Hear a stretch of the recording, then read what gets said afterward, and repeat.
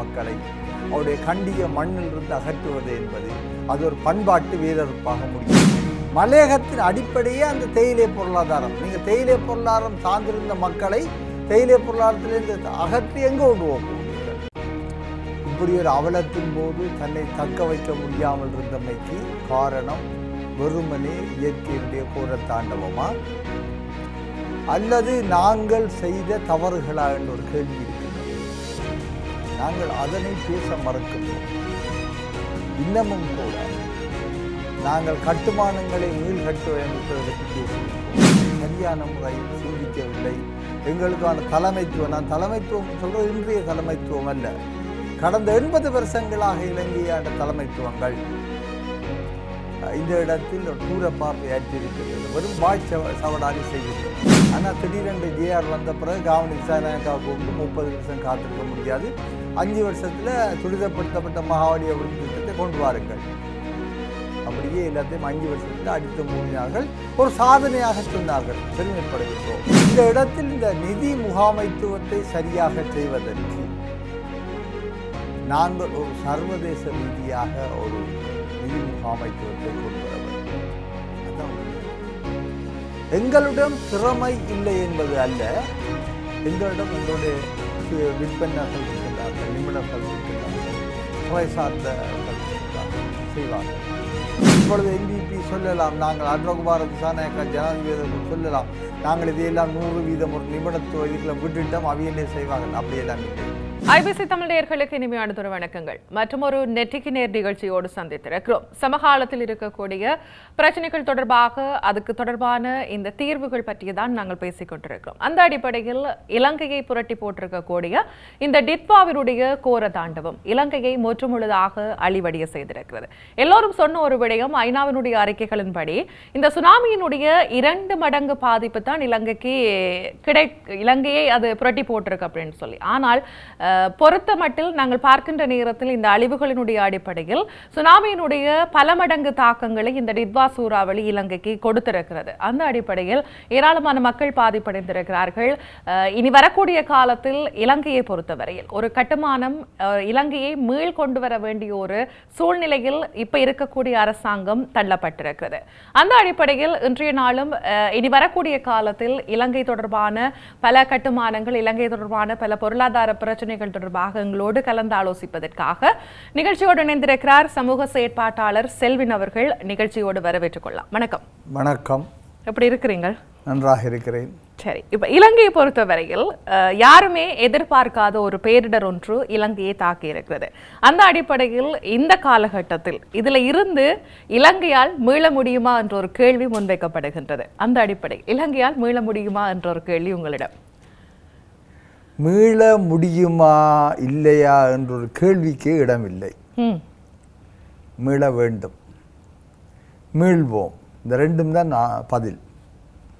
இந்த மீள முடியுமா, சாத்தியமா, அந்த அப்படி ஒன்றும் இல்லை. நாங்களோட தீவு சமூகம். இந்த தீவு சமூகம் பல துயர்களை கண்டிருக்கோம். மனிதர்களால் உருவாக்கப்பட்ட அழிவுகள், துயர்கள், போர்கள், உள்நாட்டு யுத்தங்கள், அதே போன்ற இயற்கை பேரழிவுகள் எல்லாம் எல்லாவற்றிலிருந்து விழுந்திருக்கின்றோம். எனவே இது ஒரு தன்னம்பிக்கை கொண்ட சமூகம். இந்த இன மத குல அடையாளங்களுக்கு அப்பால் மிகவும் தன்னம்பிக்கையில் பற்றுக்கொண்ட சமூகம், உறுதியான சமூகம். எனவே எழும்புவோம். அதில் எந்த கேள்வியும் இருக்க இயலாது. அந்த அப்படி ஒரு சந்தேகமே எங்களுக்கு வரக்கூடாது. அது முதன்மையான விடயம். நிச்சயமாக இப்ப எதிர்கொள்ள வேண்டிய சவால்கள், ஏராளமான சவால்கள் எங்களுக்குள்ள முன்வைக்கப்பட்டிருக்கிறது என்று சொன்னா, இது வாழ்வியலாக இருக்கலாம், நிதியாக இருக்கலாம், அல்லது மருத்துவமாக இருக்கலாம். இந்த பேரிடரை தாண்டி பாதிப்புக்குள்ளான சமூகங்களை, பாதிப்புக்குள்ளான நகரங்களை எல்லாம் மீட்டெடுக்க வேண்டுமாக இருந்தால் எவ்வாறான சவால்களுக்கெல்லாம் முகம் கொடுக்க வேண்டியிருக்கும்? சாதாரணமாக ஐக்கிய நாடுகள் அபிவிருத்தி நிர்வாகம் சொல்லியிருக்கின்றது, நாட்டின் தீவின் 20% நிலங்கள் வெள்ளத்தால் மூடப்பட்டுள்ளன என்று. 5ல் 1 பங்கு. பாரியளவு கட்டிடங்கள் உடைந்துள்ளன. பல ஆயிரக்கணக்கான மக்கள் வீடுகளை இழந்திருக்கின்றார்கள். சுனாமி ஆழிப்பேரழியோடு ஒப்பிடும்போது இங்கு மனித அவலங்கள், உயிரிழப்புன்றது மிக மிக மிக குறைவு. ஒரு 659 இல்லை 700 800 கூட்டினாலும் ஒரு 2000 பேர் ஆகக்கூடியது வந்தோம் இல்லை. அதே உயிரழிவு என்பது குறைவு, சொத்து அழிவு, பாரிய கட்டுமானங்களுக்கான அழிவு போன்றவையெல்லாம் வந்திருக்கின்றன. சுனாமி பேரழிவு என்பது ஒரு கணப்பொழுது விடயம், வந்து அப்படியே கழுவி கொண்டு போய்விட்டது. ஆனால் இது ஒரு தொடர் நிகழ்ச்சி. இங்கு நாங்கள் நட்டம் மீள கட்ட வேண்டும் என்ற கணக்க விடயங்களில் பேசுகின்றது எல்லாமே பௌதிக வளங்களை பற்றியும் மக்களுடைய வாழ்க்கை வசதிகளை பற்றியும் தான் பேசுகின்றோம். ஆனால் இப்பொழுதுதான் எங்களிடம் இன்னும் ஒரு கேள்வி ஒன்று இருக்கின்றது. நாங்கள் இன்னமும் அந்த கேள்வியை கேட்க தயாராக இல்லை. இப்படியொரு பேரழிவு இந்த தீவில் வரும்போது அளவுக்கு மீறி 5000 மில்லிலீட்டர் 500 மில்லிமீட்டர் மழை ஒரு குறிப்பிட்ட மணத்தியாலத்துக்கள் பெய்தது என்றது உண்மைதான். ஆனாலும் ஒரு தீவு சமூகத்தினுடைய சிறிய தீவு இப்படி ஒரு அவலத்தின் போது தன்னை தக்க வைக்க முடியாமல் இருந்தமைக்கு காரணம் வெறுமனே இயற்கையினுடைய கோர தாண்டவமா அல்லது நாங்கள் செய்த தவறுகளா என்ற ஒரு கேள்வி இருக்கின்றது. நாங்கள் அதனை பேச மறக்கின்றோம். இன்னமும் கூட நாங்கள் கட்டுமானங்களை மீள்கட்டமைப்பதை பற்றி பேசுகின்றோம், வீதிகள் பாலங்களை கட்டமைப்பதை பற்றி பேசுகின்றோம், வாழ்வாதாரம் பற்றி பேசுகின்றோம். ஆனால் எங்கள் வாழ்வியலை ஒழுங்குபடுத்துவதற்கான பண்பாடு பற்றி பேசவில்லை. உதாரணத்துக்கு வடக்கு மாகாணத்தை பார்ப்போம். இந்த வடக்கு மாகாணத்தில் பாரியளவு மண்ணை வாரி எடுத்து நிலத்தை கோரப்படுத்தியது யார்? இதேபோன்று மலையகத்தில் திட்டமிடப்படாத முறையில் கற்களை உடைத்து கட்டுமான பணிகளுக்கென்று திட்டமிடப்படாத மலைகளை உடைத்து மலைகளை பலவீனமாக்கியது யார்? இரத்தினங்கள் தோண்டுவதாக சொல்லி எல்லா இடங்களையும் நிலங்களில் குழிகள் போட்டது யார்? ஒரு பாரிய திட்டம், தேசத்திற்கான திட்டமின்றி அபிவிருத்தி திட்டங்கள் என்றவையால் தாங்கள் நினைத்த மாத்திரத்தில் நினைத்த இடங்களில் கொண்டு வந்து கட்டுமானங்களை கட்டியதும் திட்டங்களை உருவாக்கியதும் யார்? இது எல்லாமே சொல்வார்கள் இந்த மேன்மேட் டிசாஸ்டர் என்று, மனிதனால் உருவாக்கப்பட்டது. உண்மையில் இதற்கு நாங்கள் 50% நாங்கள் தான் காரணம். கடந்த காலத்தில் எங்களுடைய அபிவிருத்தி கட்டுமானங்களாக இருக்கலாம், எங்களோட வாழ்வியல் முறைகளாக இருக்கலாம், எல்லா விடயங்களையும் நாங்கள் ஒரு ஒழுங்கற்ற சமூகமாக வாழ்ந்திருக்கின்றோம் என்பது நாங்கள் இதில் ஏற்றுக்கொள்ள வேண்டும். எனவே வெறுமனே நாங்கள் இந்த இயற்கை அழிவிலிருந்து பாதுகாப்பதற்கான அணைகளையும் பாலங்களையும் கட்டிடங்களையும் உறுதியாக கட்டுவது பற்றியோ அல்லது புதிய பாதுகாப்பான இடங்களுக்கு நகர்வது பற்றியோ மட்டும் பேச முடியாது. இனிமேலாவது எங்களுடைய வாழ்வியலை ஒரு ஒழுக்கத்தின் அடிப்படையில் இயற்கையை அளவுக்கு மீறி சீரழிக்காத முறையில், இயற்கையை கண்ணியப்படுத்தக்கூடிய முறையில், நாங்கள் வாழுகின்ற நிலத்திலும் சூழலிலும் இருக்கக்கூடிய இயற்கையை பாதுகாக்கக்கூடிய கூட்டு பொறுப்பாண்மை கொண்ட சமூகமாக நாங்கள் மாற வேண்டும். அவ்வாறு மாறாவிட்டால் இந்த அனர்த்தம் இன்னும் பல தலைமுறைக்கு தொடரும். அதுதான் உண்மை. நிச்சயமாக இப்போ மனிதனால் உருவாக்கப்பட்ட ஒரு என்ன சொல்றது பேரழிவு அப்படின்னு சொல்லிக்குள்ள ஒரு சில சொன்ன ஒரு விடயம், ஏற்கனவே அரசு தரப்பில் இருக்கக்கூடியவர்கள் அல்லது இந்த முன்கூட்டியே சில பேர் எதிர்வு கூறியிருக்கிறார்கள், இப்படியான ஒரு அனர்த்தம் வரும் அல்லது வங்காள விரிகுடாவில் ஏற்பட்டிருக்கக்கூடிய சில காலநிலை மாற்றந்தால் இது வரலாம் அப்படி என்று சொல்லியும் அசண்டையினமாக இருந்தார்கள் அப்படி என்றெல்லாம் சொல்லுவார்கள். அதாவது இந்த எதிர்வு கூறல் என்பது 2 நிலைகளில் இருக்கின்றது. ஒன்று விஞ்ஞான ரீதியாக சரியாக காலநிலையை கணிப்பிட்டு செய்வது. காலநிலையை நாங்கள் இப்பொழுது சரியாக துல்லியமாக கணிப்பிட முடியாமல் இருக்கின்றோம் உலகம் முழுக்க. எனக்கு தெரியும் இந்த 2012-13 ஆண்டுகளில் நினைக்கின்றேன் நோர்வே நாட்டில் குளிரும் பனியும் எல்லாமே மிக அளவுக்கு மீறி அதிகரித்து காணப்பட்ட நிலைமையில் நோர்வேயினுடைய காலநிலை தொடர்பான நிறுவனம் சொன்னது, எங்களால் நோர்வேயினுடைய காலநிலையை நாங்கள் அந்த முன்கூற முடியாத அளவுக்கு தடுமாறி போயுள்ளோம். என்ன உலகம் பூமி வெப்பமாகின்றது, நிரம்ப இடங்களில் தொழிற்சாலைகளும் யுத்தங்களும் குண்டு பரிசோதனைகளும் இப்படி பல விடயங்கள் நடந்து உலகத்தின் சமநிலையை நாங்கள் உடைத்து விட்டிருக்கின்றோம். எனவே இதன் காரணமாக எங்களுடைய ஊகங்கள் எங்களுடைய அவதானிப்புகளை தாண்டியதாக பல விடயங்கள் நடக்கின்றது. சிலர் சொல்லுகின்றார்கள் இந்த சீனா ஒரு மிகப்பெரிய 3 தொடர் அணைகளை கட்டியிருக்கின்றது. மிக பெருமளவு நீரை சேகரித்து பல மில்லியன் மக்களுக்கு தேவையான அளவு நீர் மின்சாரத்தை அங்கு உற்பத்தி செய்கின்றது. அது சம்பந்தமாக ஒரு கடுமையான விமர்சனமும் உண்டு. அந்த அணைக்குள் பாரியளவு நீரை ஒரு புள்ளியில் தேக்கியதன் மூலம் பூமியின் சமநிலையில் எங்கோ ஒரு இடத்தில் ஒரு சிறு அழுத்தம் ஏற்பட்டிருக்கின்றது. அந்த அழுத்தம் காரணமாக பூமியினுடைய சரிவு இன்னொரு மேலே ஒரு மிக மிக மிக சிறிய அளவான சரிவு ஏற்பட்டிருக்கின்றது. அந்த சரிவும் பூமியினுடைய வேகமும் இணையும் போது, சுற்றுகின்ற வேகமும் இணையும் போது அதன் காரணமாக பூமியினுடைய காலநிலையில் மாற்றங்கள் ஏற்பட்டிருக்கின்றன என்று சொல்கின்றார்கள். அதனுடைய விளைவாக வங்காள விரிகுடா மிகப்பெரிய தாக்கத்துக்கு உள்ளாகி இருக்கின்றது. தொடர்ச்சியாக நாங்கள் தாளமுக்கத்தை கடந்த 2-3 வருடங்களாக அனுபவிக்க துவங்கி இருக்கின்றோம். பருவகால ரீதியாக எங்களுக்கு தாளமுக்கம் வருவது வழக்கம். ஆனால் இப்பொழுது நாங்கள் தொடர்ச்சியாக அனுபவிக்கணும் பல விடயங்கள் இங்கு இருக்கின்றன. எனவே இந்த ஒன்று விஞ்ஞான ரீதியாக காலநிலை அவதானர்கள் கூறுகின்ற விடயங்கள் என்ற விடயத்தை நாங்கள் எந்தளவிற்கு நாங்கள் கவனமாக செய்கின்றோம் என்றதில் எங்களுக்கு ஒரு கேள்வி இருக்கின்றது. விஞ்ஞானமும் ஒரு இடத்தில் பொய்த்து போகலாம். இரண்டாவது, காலநிலை அவதானிப்பாளர்கள் தாங்கள் அவதானித்த விடயங்களை சொல்லும்போது அதனை நாங்கள் எவ்வளவு கவனமாக கேட்கின்றோம் அல்லது அதை பின்பற்றுகின்றோம் என்ற விடயத்தில் கூட எங்களோட நிரம்ப அலட்சியங்கள் இருக்கின்றன.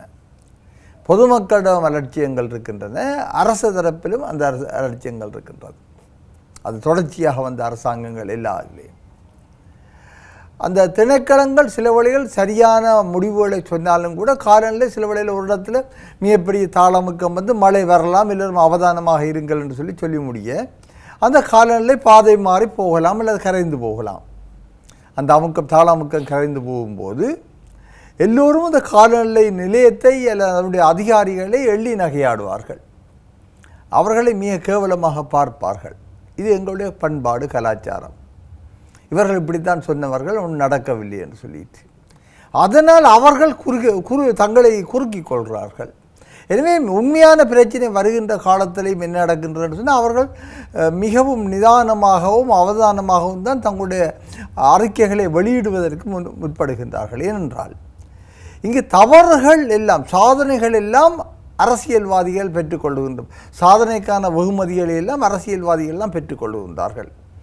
அதனை தங்களுடைய வாக்கு வங்கி அரசியலாக மாற்றிக்கொள்ளுகின்றார்கள். ஆனால் சறுக்கல்கள், தோல்விகள் எல்லாவற்றையும் அரசாங்க அதிகாரிகளிடம் போட்டுக்கொள்கின்றார்கள். எனவே அரசாங்க அதிகாரிகள் தான் பலிக்கடாவாக்கப்படுவது. இப்பொழுது கூட இலங்கையில் நடந்துள்ளது. காலநிலை அவதான நிலையத்துடைய முக்கியமான தலைவர் இப்பொழுது மௌனமாக்கப்பட்டிருக்கிறார். ஏன் மௌனமாக்கப்படுறார் என்ற ஒரு கேள்வி இருக்கின்றது. அவர் சொன்னது சரியா, இல்லை சொன்னதில் எதுவும் பிரச்சனை இருக்கா, அல்ல அவர் சரியானதை சொல்லி அதை மேலிடத்துக்கு சரியான முறையில் அங்கால போய் சேரவில்லையா, கவனத்தில் கொள்ளவில்லையான்ற கனகேள்விகள் இருக்கின்றது. இதுதான் பிரச்சனை.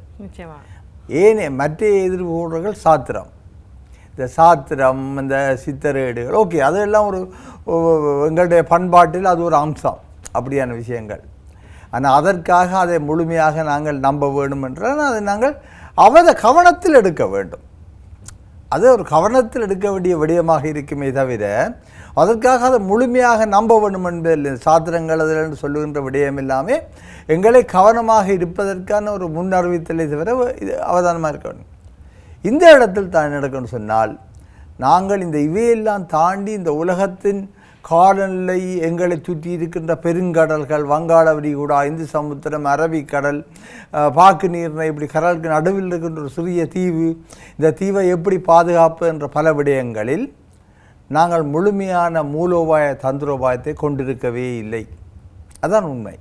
எங்களிடம் எப்பொழுது முன்பு இந்த ஸ்ரீலங்கா சுதந்திர கட்சியும் ஐக்கிய தேசிய கட்சியும் ஆட்சிக்கு இருந்த காலத்தில் மாறி மாறி ஆட்சிக்கு வருவார்கள். ஒரு கட்சியை முதலாளித்துவ கட்சி என்போம், மற்றொரு கட்சியை ஒரு முதலாளித்துவம் அல்லாத ஒரு இடதுசாரி சார்ந்த ஒரு கட்சி என்று சொல்வார்கள். இதுவரும் ஆட்சிக்கு வந்தால் அதுக்கு முன்பிருந்த அரசாங்கத்துடைய கொள்கைகள் அத்தனையும் கைவிடப்படும். அங்கே தொடர்ச்சியும் இருக்காது, அதற்கு அர்ப்பணிக்கப்பட்ட வளங்களும் கவனிப்பாரிட்டு போகும். பின்பு அது 70-80க்கு பிறகு 2 பேரும் ஒரு நிலைக்கு வந்துட்டார்கள். இப்பொழுது அது குறைவு, அந்த கைவிடப்படுவது என்றாலும் ஆரோக்கியமான திட்டங்கள் செய்யப்படுவதில்லை. அப்போ மொத்தத்தில் நாங்கள் சரியான முறையில் சிந்திக்கவில்லை. எங்களுக்கான தலைமைத்துவம், நான் தலைமைத்துவம் சொல்கிறது இன்றைய தலைமைத்துவம் அல்ல, கடந்த 80 வருஷங்களாக இலங்கையாண்ட தலைமைத்துவங்கள் இந்த இடத்தில் ஒரு தூர பார்வையாற்றி இருக்கின்றன, வெறும் பாய் சவடாலி செய்கின்றன. சின்ன உதாரணம் வடிவாக சொல்லலாம், மகாவலி அபிவிருத்தி. மகாவலி அபிவிருத்தி 30 வருடங்களுக்கு திட்டமிடப்பட்டது. 30 வருடங்களில் தான் அந்த திட்டம் நிறைவேற்றப்படும். படிப்படியாக கொஞ்சம் இடங்களில் காடுகளை வெட்டி, அடுத்த இடங்களில் காடுகளை வெட்டும்போது இங்கு மீள காடுகளை நட்டு, இப்படியே படிப்படியாகத்தான் போக இயற்கையோடு விளையாடுகின்றோம். இயற்கைக்குன்னு ஒரு நேரம் தேவை, மரம் நடுவதற்கோ எல்லாம் செட்டில்டாக நேரம் தேவை. ஆனால் திடீரென்று ஜேஆர் வந்த பிறகு காவனி திசாநாயக்காவை கூப்பிட்டு 30 வருஷம் காத்திருக்க முடியாது, 5 வருஷத்தில் துரிதப்படுத்தப்பட்ட மகாவலி அபிவிருத்தி திட்டத்தை கொண்டு வாருங்கள். அப்படியே எல்லாத்தையும் 5 வருஷத்தில் அடித்து மூடினார்கள். ஒரு சாதனையாக சொன்னார்கள், பெருமைப்படுகின்றோம். ஆனால் நீங்கள் சாதனை செய்தது இயற்கையின் வேதனையின் ஊடாக. இதுதான் எங்களுக்குள்ள பிரச்சனை. நிச்சயமாக இப்போ இந்த பேரிடர்களை எல்லாம் தாண்டி இப்போ நாங்கள் அரசை குறை கூறாமல் அல்லது மக்களை குறை கூறாமல் என்றதையும் தாண்டி இப்போ இலங்கைக்கு வந்திருக்கக்கூடிய இந்த பேரிடருக்கு ஏராளமான நாடுகள் உதவிக்கரங்கள் நீட்டியிருக்கிறார்கள். அது நிதியாக இருக்கலாம், அல்லது பொருட்களாக இருக்கலாம், அல்லது மனித வலுக்களாக உதவிகளை எல்லாம் நீட்டி இருக்கிறார்கள். அந்த அடிப்படையில் இப்போ வரக்கூடிய நிதியை கையாள்வதற்கு இலங்கைக்கு ஒரு ஸ்திரத்தன்மை இருக்கின்றதா என்ற ஒரு கேள்வி இருக்கிறது. இலங்கையின் கடந்த கால வரலாறுகளே நிதிகளை கையாள்வதில் பலவிதமான குறைபாடுகள், ஊழல்கள், அந்த நிதிகளை உரிய முறையில் பயன்படுத்தாமையினால் ஏற்பட்ட பல்வேறு குற்றங்கள், இது நிறைந்த ஒரு நாடு இலங்கை. இந்த இடத்தில் இந்த நிதி முகாமைத்துவத்தை சரியாக செய்வதற்கு நாங்கள் ஒரு சர்வதேச ரீதியாக ஒரு நிதி முகாமைத்துவத்தை கொண்டு வர வேண்டும். அதுதான் உண்மையானது. எங்களிடம் திறமை இல்லை என்பது அல்ல, எங்களிடம் எங்களுடைய விற்பனர்கள் இருக்கின்றார்கள், நிபுணர்கள் இருக்கின்றார்கள், துறை சார்ந்தவர்கள் இருக்கின்றார்கள், செய்வார்கள். ஆனாலும் அரசியல் அழுத்தம் என்பது அவர்களை ஏதோ ஒரு வகையில் அவருடைய குடுமியை பிடித்து வைத்திருக்கும். ஒரு சர்வதேச கண்காணிப்பு அந்த நிதி முகாமைத்துவத்தின் மேல் இருக்கும் என்று சொன்னால் இந்த அரசியல் அழுத்தம் தனது கையை அந்த இடத்தில் வைக்காது. எங்கோ ஒரு இடத்தில் இந்த அரசியல் அழுத்தம், அது இப்பொழுது என்பிபி சொல்லலாம், நாங்கள் அன்ரகுமார திசாநாயக்கா ஜனாதிபதிகள் சொல்லலாம், நாங்கள் இதையெல்லாம் 100% ஒரு நிபுணத்துவ இதுக்குள்ள விட்டுட்டோம், அவையிலே செய்வார்கள். அப்படியெல்லாம் இல்லை. இப்பொழுது கூட அவர்கள் நேற்று கூட தேசிய அனர்த்த முகாமைத்துவ சபையை உருவாக்கி கூடியிருக்கின்றார்கள். எனக்கு ஒரு சிறிய சந்தேகம் இருக்கின்றது, சில வேளைகளில் அவர்கள் தங்களுடைய கைப்பரப்புக்குள் இருக்கக்கூடியவர்களை கொண்டுதான் இந்த சபையை உருவாக்கி இருக்கின்றார்கள் என்ற ஒரு கேள்வியே இருக்கின்றது. என்றால் சில வேளைகள் ஏனைய அரசியல் கட்சிகள் இந்த காலத்தில் முக்கியமான பொறுப்புகளில் இருந்திருந்தவர்களுடன் மிகவும் திறமையானவர்களும் அனுபவசாலிகளும் இருந்திருப்பார்கள். அவர்களையெல்லாம் ஏனைய கட்சிகள் அரசியல் அந்த ஆட்சியாளர்களுடைய உறவுகளின் அடிப்படையில் புறந்தள்ளிவிட்டு தங்களுக்கு நம்பிக்கையான தங்களுடைய சொற்களுக்குள் கட்டுப்படக்கூடிய அப்படியான ஆட்களை கையில் எடுத்து வைத்துக்கொண்டு செய்வதும் ஒரு விதமான அரசியல் தான். எனக்கு சிறிய சந்தேகம் கூட அதில் இருக்கின்றது. அப்படியும் கூட இதுக்கள் இருக்கு. என்றால் அவைகளுக்கு அந்த தங்களுக்கு நம்பிக்கையாக நடக்க வேண்டும் என்பதற்காக தங்களுக்கு தெரிந்தவர்களை மட்டும் வைத்துக்கொண்டு இந்த காரியத்தை செய்வது, அப்படி போவார்கள் என்று சொன்னால் மிக பெரிய சவால்களை மட்டுமல்ல தோல்வியையும் எதிர்கொள்வார்கள்.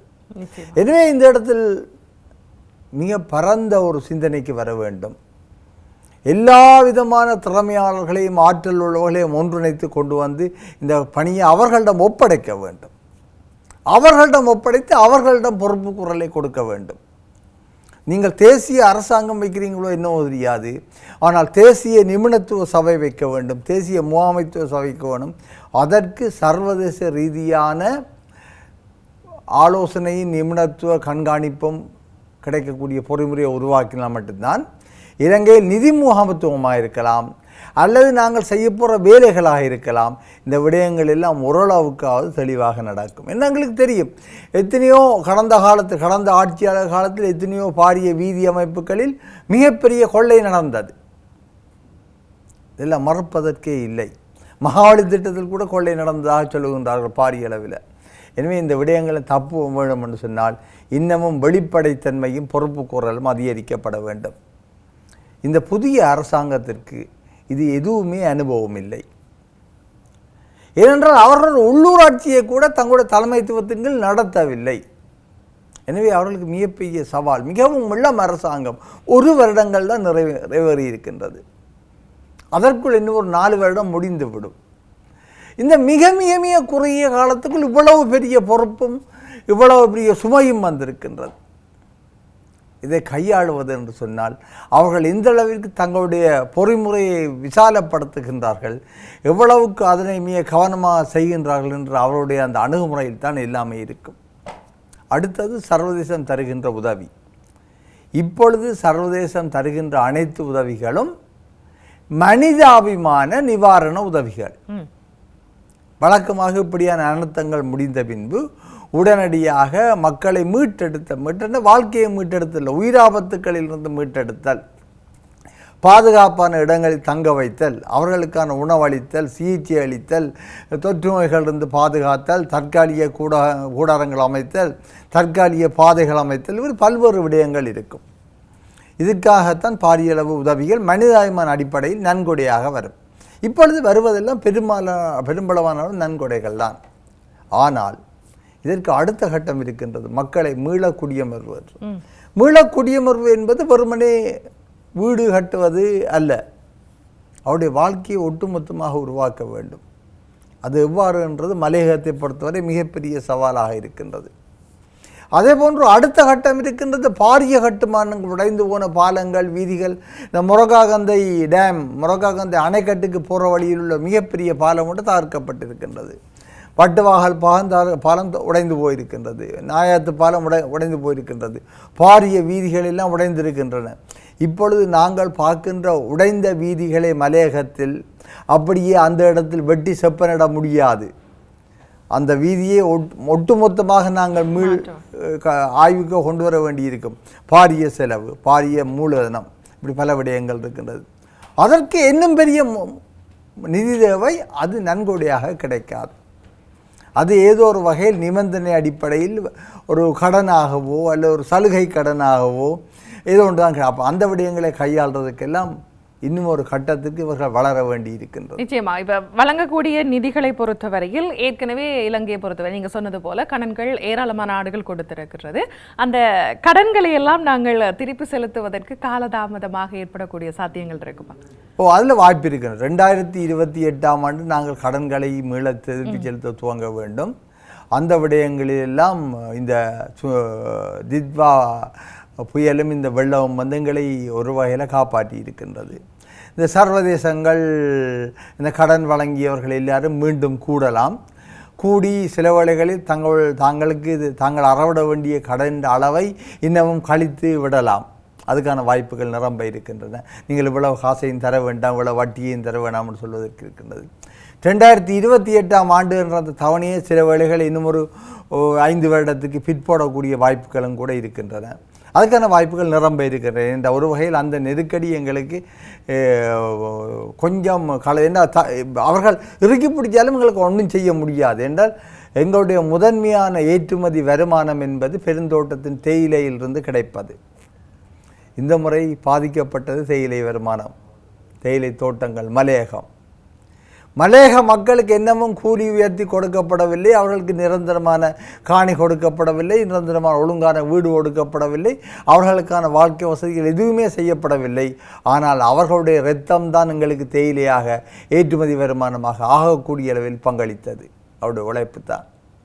இந்த முறை அது அடிபட்டு போயிருக்கின்றது. கிட்டத்தட்ட இந்த 20 துவக்கம் 30% தற்போதுள்ள தேயிலை ஏற்றுமதி வருமானம் பாதிக்கப்படும். ஏற்றுமதியின் அளவு வருமானம் இல்லை, ஏற்றுமதியின் அந்த விளைச்சலும் அறுவடையும் ஏனைய விஷயங்களும் பாதிக்கப்படும் என்று சொல்லி கணிப்பிட்டிருக்கின்றார்கள். தேயிலை ஏற்றுமதியாளர் சங்கம், உற்பத்தியாளர் சங்கம் அவர்கள் சொல்லியிருக்கின்றார்கள், நாங்கள் வளமைக்கு திரும்பி விட்டோம், தேயிலை ஏல விற்பனையை ஆரம்பித்து விட்டோம், இயல்பாகி விட்டோம், உங்கள் தொழிற்சாலைகள் எல்லாம் ஆயத்தமாக இருக்கின்றன, அதெல்லாம் பாதிக்கப்படவில்லை, பாரிய அளவில் நாங்கள் ஓடலாம் என்று சொல்லி அவர் சொல்லுகின்றார்கள். அவர்கள் அவ்வாறு சொன்னாலும் கூட தேயிலை கொழுந்து, தேயிலை தோட்டங்கள் பாதிக்கப்பட்டிருக்கின்றன. தேயிலை தோட்டங்கள் கணக்க கரைந்து போயிருக்கின்றன. அவைகளை மீள நடுகை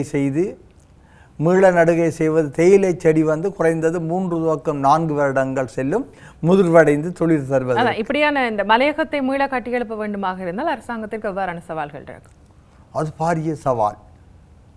சும்மா சொல்லுகின்றார்கள் மலையகத்தில் இருக்க எல்லாரையும் நாங்கள் வேறு இடத்துக்கு பாதுகாப்பான இடத்துக்கு நகர்த்த வேண்டும். நகர்த்தலாம். மலையகத்தின் அடிப்படையே அந்த தேயிலை பொருளாதாரம். நீங்கள் தேயிலை பொருளாதாரம் சார்ந்திருந்த மக்களை தேயிலை பொருளாதாரத்திலிருந்து அகற்றி எங்கே கொண்டு போகிறீர்கள்? இங்கு தேயிலை பொருளாதாரத்தை பராமரிப்பது யார்? அந்த மக்களுக்கு வாழ்வாதாரம் தொழில் முயற்சியை கொடுப்பது யார் என்ற 2 கேள்விகள் அங்கே இருக்கும். அதே போன்று கண்டி மாவட்டம் பதுளை மோசமாக பாதிக்கப்பட்டது, நுவரெலியா மோசமாக பாதிக்கப்பட்டது, கண்டி பகுதி அளவில் பாதிக்கப்பட்டது நேரடியாக. அதை விட கொழும்பு கம்பகா எல்லாம் கீழே நீர் அது படுக்கைகள் எல்லாம் பாதிக்கப்பட்டன. அப்போ பதுளையும் நுவரெலியாவும் பாரிய அளவில் தேயிலை தோட்டம் பாதிக்கப்பட்டிருக்கின்றது. கண்டியில் பல கிராமங்கள், சிங்கள மக்கள் வாழுகின்ற பல ஆயிரக்கணக்கான கிராமங்கள், நூற்றுக்கணக்கான கிராமங்கள் பாதிக்கப்பட்டிருக்கின்றன. கண்டியில் உள்ள சிங்கள மக்களை நீங்கள் சொல்லுகின்றார்கள், இதெல்லாம் வாழ முடியாத பிரதேசம், எதிர்காலத்திலும் சரிவு ஏற்படக்கூடிய பிரதேசம், நாங்கள் அவற்றை பாதுகாப்பு வலயங்களாக பிரேரணப்படுத்திவிட்டு மக்களை வேறு எங்கேயோ நகர்த்தா போகின்றோம் என்று. கண்டிய மக்களுடைய பண்பாட்டையும் அவர்களுடைய வரலாற்றையும் விளங்கிக் கொள்கின்ற யாருமே சொல்ல முடியும். கண்டிய மக்கள், கண்டிய சிங்கள பௌத்த மக்கள், அவர்களை நீங்கள் கண்டியிலிருந்து நகர்த்த முடியாது. அதான் வரலாறு. என்னால் பண்பாடு சார்ந்த விடயம். நீங்கள் மலையக மக்களை, மலையக தோட்ட தொழிலாளர்களை மலையக தோட்டத்துறையிலிருந்து பிரித்து கொண்டு வந்து தேவை என்றால் வேறு பிரதேசங்களில் வேறு தொழில் வாய்ப்புகளில் நகர்த்த முடியும். ஆனால் கண்டிய சிங்கள மக்களை அவருடைய கண்டிய மண்ணிலிருந்து அகற்றுவது என்பது அது ஒரு பண்பாட்டு வீரப்பாக முடியும். எனவே இந்த சொல்லுகின்றது போன்று இலகுவாக வேறு இடங்களுக்கு நகர்த்த போகின்றோம், கொள்ள போகின்றதும் இலகுவில் நடக்க போகிற காரியமில்லை. இதற்கு மிக துல்லியமான தொழில்நுட்ப திட்டமிடல், விஞ்ஞான ஆய்வுகள் எல்லாத்துக்கும் மேலாக ஒரு பண்பாட்டு ரீதியாக அந்த விடயங்களை கூட நாங்கள் ஆராய வேண்டியிருக்கும். இந்த மக்கள் இந்த அளவுக்கு நகர்வார்கள் என்பது. அடுத்தது இஸ்லாமிய மக்கள். இன்னொரு பாதிக்கப்பட்டதில் கம்பள பாதிக்கப்பட்டிருக்கிறது. அதே போல் மாத்தளைக்கும் கண்டிக்கும் இடையில் உள்ள இடங்கள் கடுமையாக பாதிக்கப்பட்டிருக்கின்றன. அளவத்து கூட அங்கேயெல்லாம் பாதிக்கப்பட்டிருக்கிறது. நம்ம முஸ்லீம் கிராமங்கள் அடிபட்டிருக்கு. அவர்களை மீளக்கூடிய வரும்போது அவர்கள் சாதாரணமாக அவருடைய பண்பாட்டு சூழல் அவர்கள் எப்பொழுதும் உண்டாகத்தான் குடியேறுவார்கள். எனவே அவர்களுக்கு மீளவும் ஒரு ஒருமித்த குடியிருப்பை கட்டியெழுப்பது பற்றிய சவால் இருக்கும். இப்படி பல விஷயங்கள் இருக்கு. பேசுவதற்கு கேட்பதற்கு நல்லாகத்தான் இருக்கின்றது. இது அலுவலகத்தில் கண்ணாடி அறைக்குள் இருந்து கொண்டு கம்ப்யூட்டர்கள் வேலை செய்கின்ற விடயமே அல்ல. பல பரிமாணங்களில் பார்க்கப்பட வேண்டும். ஆனாலும் நாங்கள் மீள கட்டி எழுப்பத்தான் வேண்டும். ஆனால் மீளவும் இப்படியான அனர்த்தங்கள் வராத முறையில் எப்படி இயற்கையையும் வளங்களையும் பாதுகாத்து கொண்டு மக்கள் வாழ்வியலை கட்டி எழுப்புவது என்பது இன்னும் ஒரு பரிமாணத்தில் எல்லோரும் இணைந்து சிந்திக்க வேண்டியது. நிச்சயமாக. இப்போ நிவாரணங்கள் கொடுக்கின்ற நேரத்தில் ஒரு சிலர் சொல்கின்ற ஒரு முறைப்பாடு, உண்மையாகவே பாதிக்கப்பட்டவர்களுக்கு நிவாரணம் சென்றடைவதில்லை அப்படின்னு சொல்லி எல்லாருமே ஒரு சிலரை தெரிவு செய்து அவர்களுக்கு மாத்திரம் கொடுத்து விட்டு செல்கிறார்கள். அப்படி இருக்கக்குள்ள இந்த உண்மையாக பாதித்தவர்கள் என்று சொல்லி அடையாளம் காண்கின்ற நேரத்தில் அவர்களுக்கு அந்த பொருட்கள் சேர வேண்டும் என்றால் எவ்வாறான நடைமுறைகளை எல்லாம் நிவாரணம் கொடுக்கின்றவர்கள் கடைபிடிக்க வேண்டும்? இது ஒரு தவிர்க்க முடியாத பிரச்சனை. இந்த நிவாரணங்களை வழங்குவது, பாதிக்கப்பட்ட மக்களுக்கு நிவாரணங்களை வழங்குவது தொடர்பாக முந்தைய சர்வதேச நிறுவனங்கள் பல தசாப்தங்களாக இந்த பணியில் ஈடுபட்டு கொண்டிருக்கின்றன. நான் நினைக்கின்றேன் சூடானில் என்று நினைக்கின்றேன். சூடான் தேசத்தில் பாதிக்கப்பட்ட மக்களுக்கு ஐநா சார்ந்த நிறுவனங்கள் உணவுப் பொருட்களை வழங்கியது. அவர்களுக்கு உணவுப் பொருட்களை வழங்கினால் பாதிக்கப்படாத மக்கள் அவர்களை அடித்து பறித்து அந்த உணவுப் பொருட்கள் எல்லாம் கொண்டு போய் விடுவார்கள். இது மிக தொடர்ச்சியாக அவதானிக்கப்பட்டது. அவதானிக்கப்பட்ட பிறகுதான் அதுக்கான காரணங்கள் என்ன, பாதிக்கப்படாத மக்களும் இந்த இடத்தில் இந்த நிவாரணத்தை பறிக்கின்றார்களே என்றதுக்கான காரணங்களை அவதானித்த பின்பு தான் ஒரு புதிய கோட்பாடு ஒன்று உருவாக்கப்பட்டது. அந்த கோட்பாடு தான் கான்ஃப்ளிக்ட் சென்சிட்டிவிட்டி அனாலிசிஸ். அதாவது நாங்கள் நிவாரணம் கொடுப்பதனால் அங்கே மீண்டும் ஒரு முரண்பாடு தோன்றக்கூடாது என்று சொன்னால், அந்த நிவாரணத்தை பெறுகின்ற பாதிக்கப்பட்டவனுக்கு கிடைக்கின்ற திருப்தியின் காரணமாக பாதிக்கப்படாதவனும் கூட அதிருப்தி அடைந்து கோபமடைகின்ற, முரண்பாடைகின்ற ஒரு சூழல் வளரும். இதை நான் நேரில் கண்டிருக்கின்றேன். அதாவது ஆழிப்பேரலை 2004ஆம் ஆண்டு நடந்து முடிந்த பின்பு அப்பொழுது நான் திருவண்ணாமலையில் அரசாங்க அதிபரோடு பேசிக்கொண்டிருந்தேன். நானும் அரசாங்க அதிபரும் அப்பொழுது கிழக்கு மாநிலத்தினுடைய பிரதி திட்டமிடல் செயலாளராக இருந்த ரங்கராஜா அவர்கள் 3 பேர் பேசிக்கொண்டிருக்கும் போது நிரம்ப நிவாரணங்கள் பொதுமக்கள் இல்லை அரசாங்க சார்பிட்ட நிறுவனங்கள் எல்லாமே நிவாரணங்களை திருவண்ணாமலையில் மிக அழிந்து போன கரைகளுக்குன்னு சொல்லி மக்களுக்கு அனுப்பி கொண்டு வந்தார்கள். பெரும்பாலான மக்கள் முஸ்லீம் மக்களும் தமிழ் மக்களுமாக இருந்தார்கள். தொடர்ச்சியாக நிவாரணங்கள் வந்து கொண்டு திடீரென்று எங்களுக்கு அரசாங்க அதிபருக்கு தொலைபேசி வந்தது. அந்த நிவாரணங்கள் வருகின்ற வழியில் தம்பலகாமத்துக்கும் கந்தலாய்க்கும் இடையில் அந்த லொரிகளை கடத்தி கொண்டு போய்விட்டார்கள். கடத்தி அந்த கந்தலாய் பக்கத்தில் கொண்டு போய்விட்டார்கள். உடனடியாக நாங்கள் அரசாங்க அதிபருக்கு அது விளங்கவில்லை என்ன பின்னணி என்று. உடனடியாக நான் அந்த விடயத்தை உடனடியாக பரிசீலனை செய்துவான் தெரிந்தது. அந்த மக்கள் அந்த கந்தலாய் அந்த வீதியோரத்தில் இருந்த மக்கள் அவர்களை தாண்டித்தான் இந்த நிவாரண வாகனங்கள் எல்லாம் கரையோர மக்களுக்கு பாதிக்கப்பட்ட மக்களுக்கு வந்து கொண்டே இருந்தன. ஒரு கட்டத்தில் அவர்களுக்கு ஒரு விதமான காழ்ப்புணர்ச்சி ஒன்று வந்து விட்டது.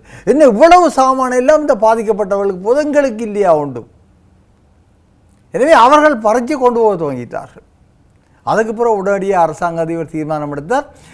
இனிமேல் ஒரு உதவியும் நேராக போகக்கூடாத மக்களுக்கு எல்லாம் கச்சேரிக்கு வர வேண்டும், கச்சேரியிலிருந்து நாங்கள் டிஸ்ட்ரிபியூட் பண்ணுவோம் என்று. என்ன இதுதான் பிரச்சனை. பாதிக்கப்படாதவர்களும் இந்த இதுக்குள்ளே என்ன செய்வாங்கன்னா தங்களுக்கும் ஏதோ ஒரு பங்கு கிடைக்க வேண்டும் என்று எதிர்பார்க்கின்றது மனித இயல்பு. இதை கவனமாக நிதானமாக செய்ய வேண்டும். அது முதலாவது விடயம்.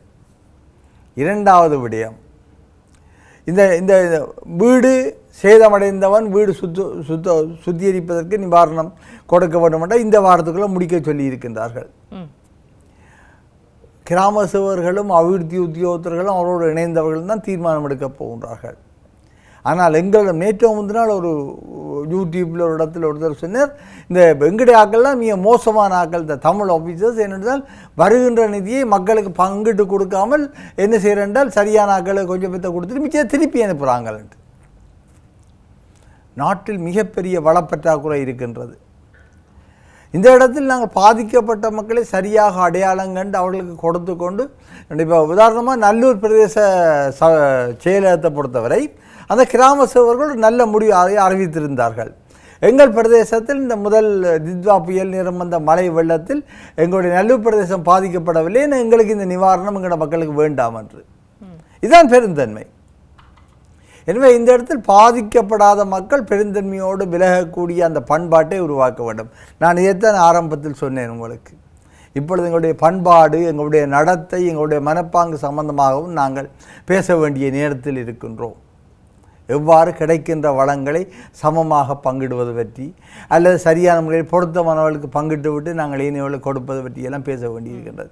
இது கிராம சேவர்களுக்கும் இந்த அபிவிருத்தி உத்தியோகத்திலும் ஏனையவர்களுக்கும் மிக சவாலான விடயம். அவர்கள் இதில் கத்தியில் நடப்பது போல் நடக்க வேண்டும். கிராம மக்களோடு கூடி கலந்துரையாட வேண்டும். அதே வேளையில் பட்டியலை முழுமையாக பகிரங்கப்படுத்த வேண்டும். தீர்மானங்களை மக்களையும் வைத்துக்கொண்டு சமூக தலைவர்களை வைத்துக்கொண்டு தீர்மானிக்க வேண்டும். ஒரு யூடியூப் தளத்தில் போட்டிருந்தார்கள், கிராம சேவர்கள் நாட்டாண்மைகள் போன்று நடக்கின்றார்கள் என்று. இருக்கின்றது, அப்படியெல்லாம் சாத்தியம் இருக்கின்றது, நான் மறுக்கவில்லை. ஆனால் அந்த இடங்களெல்லாம் மிக கவனமாக இருக்க வேண்டும். இந்த இடத்தில் சமூக தலைவர்கள் அவர்கள் முன்வர வேண்டும், கிராம சேவர்களுடன் இணைந்து இந்த முடிச்சுகளை அவிழ்ப்பதற்கு. அதுதான் உண்மை. நிச்சயமாக இவ்வளவு நேரமும் இந்த பேரிடர் தொடர்பான பல கருத்துக்களோடு எங்களோடு இணைந்திருந்தார். இலங்கையை பொறுத்தவரையில் ஒரு டித்வா புயலினுடைய கோர தாண்டவத்தை தொடர்ந்து இலங்கையில் முக்கியமான ஒரு பேரிடர் நடைபெற்றிருக்கிறது. பேரிடருக்கு பிற்பாடு இலங்கை கட்டியெழுப்ப வேண்டிய ஒரு சூழ்நிலையில் இருக்கிறது. மக்களினுடைய அன்றாட வாழ்க்கை மீளவும் திருப்ப வேண்டும் என்ற ஒரு கட்டாயத்தில் தள்ளப்பட்டிருக்கிறது. மீண்டும் மற்றும் ஒரு நெட்டிகினர் நிகழ்ச்சியில் சந்திக்கலாம். இன்றைய நாளும் இணைந்து கொண்ட சமூக செயற்பாட்டாளர் செல்வின் அவர்களுக்கு நன்றியை சொல்லிக்கொள்ளலாம். நன்றி. நன்றி, வணக்கம். மீண்டும் மற்றும் ஒரு நிகழ்ச்சியில் சந்திக்கலாம். நன்றி.